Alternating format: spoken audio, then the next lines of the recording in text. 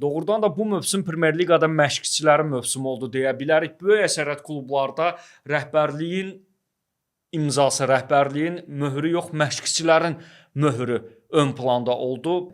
Bugün Neftçini xilas edən Yuri Vernidu idi. Mövsümün əvvəlindən uğursuz yanaşma, transferlər, məşqçi ilə klub rəhbərliyi arasında xaos, böyük pullara rəğmən fiasko, amma Yuri Vernidu tək başına batan gəmini xilas etdi və Neftçini Avrokuboklara apardı. Sabahda illərdir görülən işlər var, yatırımlar var. İllərdir komanda çempion olmaq istəyir, amma heç cür bacarmırdı. Dambrauskas bunu etdi. Turantovuz istəklidir, mümkün qədər idarə etmə mövzularına, mümkün qədər klub quruculuğuna, infrastruktura diqqət ayırmağa çalışırlar, amma klub yenidir və bir usta mütəxəssis, bir oturuşmuş şəxs lazım idi ki, bunu da Qurban Berdiyev bacardı.